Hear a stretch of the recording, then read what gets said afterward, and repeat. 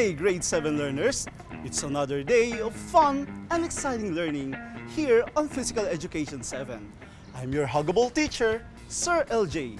Join me as we unlock our new lesson for today.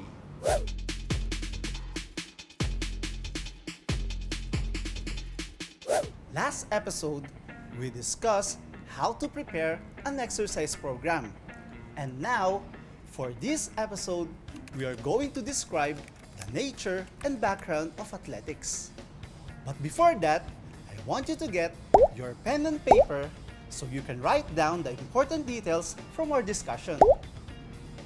Are you ready? That's great! First, let's test how much you still remember from our last episode. Arrange the jumbled letters to form the correct answer that will fit its given definition. Number 1. A blank is important to increase the body's temperature and blood circulation to prepare the muscles for any succeeding strenuous activity.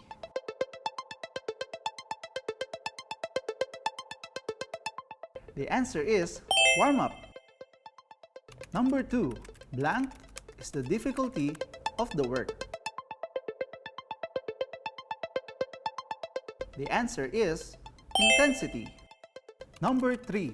Blank is the number of training sessions expressed per period of time. The answer is frequency. Did you get the answers correctly? Very good!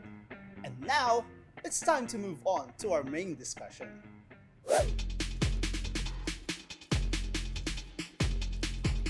As a student, I'm sure you have experience walking along the pathways when going to the school canteen or running towards your best friend when you see him or her first thing in the morning, right?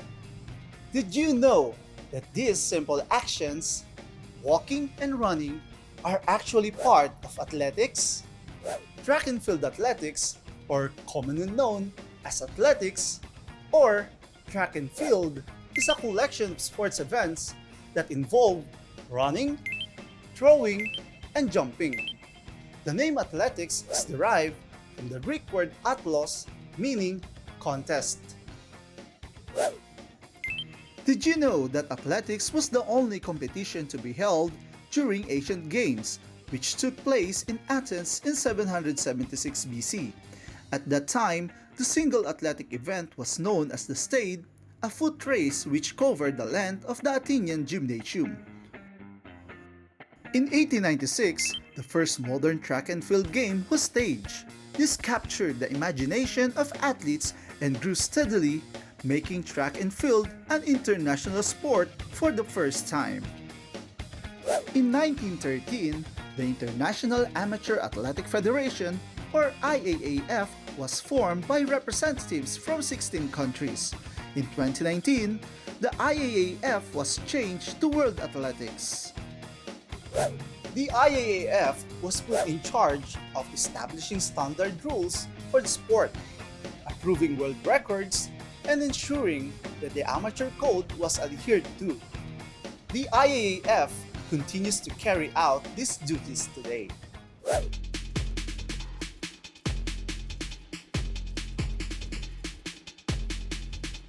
Now, let's proceed to the nature of athletics.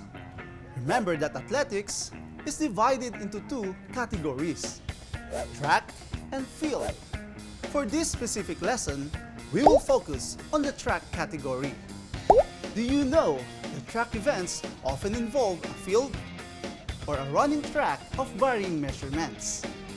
These events are typically held in a 400-meter track. These include sprints, middle distance, and long distance events, hurdles, relays, road running, and a race walking.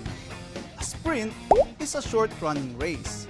In a track and field competition, there are generally 3 different sprint distances: the 100 meters, 200 meters, and 400 meters. The middle distance races are the 800 meters, 1,500 meters, and 3,000 meters. These races rely more on endurance and pacing than just pure speed. Also, the runners don't stay in a single lane for the entire race. They start out in staggered lanes to make the distance the same for each runner. But the race soon becomes open with no lanes, and the runners must pass around each other to gain the lead.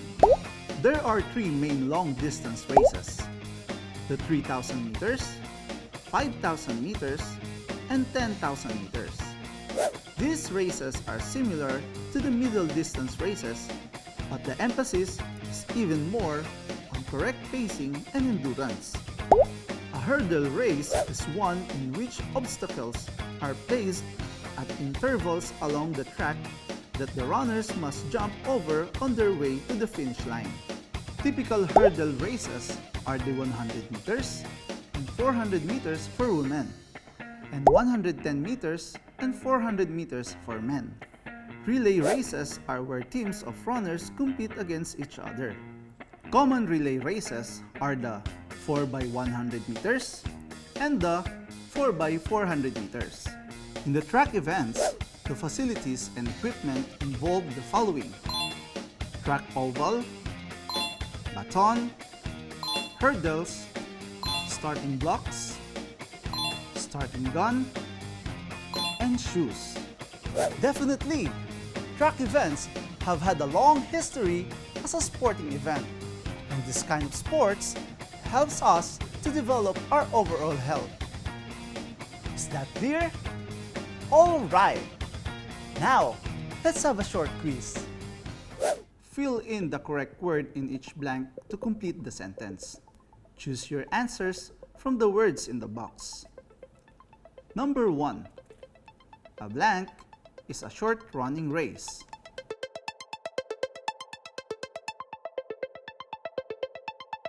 The answer is sprint. Number 2. The blank was put in charge of establishing standard rules for the sport.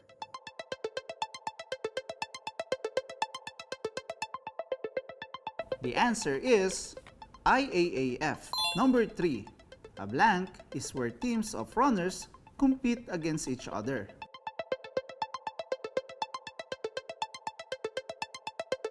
The answer is relay race. Number 4. Blank often involve a field or a running track of varying measurements.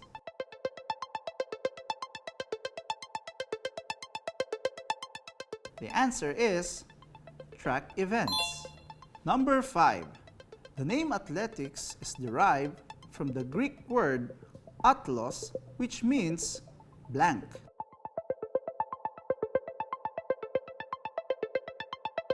The correct answer is contest. Who got perfect scores? That's excellent! I hope you enjoyed today's discussion. Always remember that athletics can help you achieve your desired fitness level and maintain your good health. By the way, don't forget to follow and subscribe to our official YouTube channel and Facebook account. This is Sir LJ. See you again here on DepEd TV. Bye!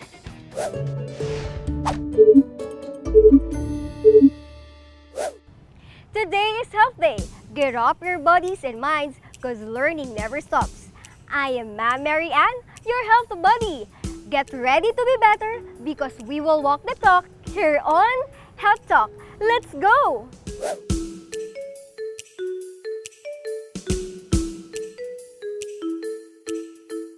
Being healthy is something that we all want to be, right? Everyone wants to stay fit because, as they say, health is wealth. In this episode, we will find out how we can identify our health status through different health appraisal and screening procedures during your stage as an adolescent in order to achieve holistic health. Are you excited to find that out? So let's wash our hands, cleanse our minds, recharge our souls, and prepare the things that we need so that we can begin. And as for me, let me be your teacher doctor for today. Health appraisal refers to a series of procedures to assess or determine the physical, mental, emotional, and social health status of the students through the use of health history, teachers and nurse observations, screening tests, medical, dental, and psychological examinations. This is done to monitor one's health, especially yours as a student, because your health status can either contribute to or it can inhibit your ability to function satisfactorily in school. It is important for your school authorities to have current and complete information about your health or any specific conditions which may hinder or affect how well you perform during the learning process.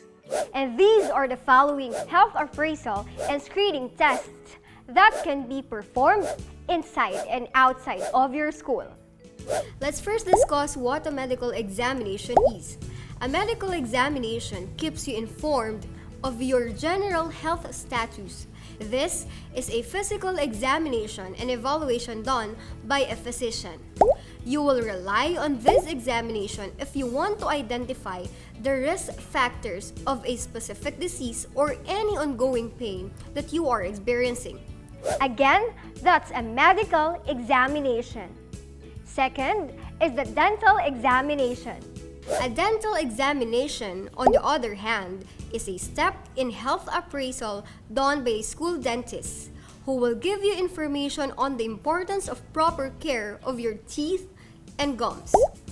During this exam, the dentist will clean your teeth and check for cavities and gum diseases.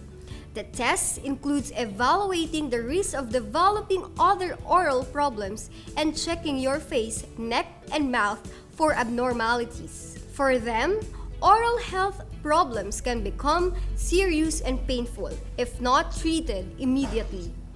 I know most of us feel the ache and discomfort when we have oral health problems, right? That's why it is advised that we should get a dental examination at least every 6 months.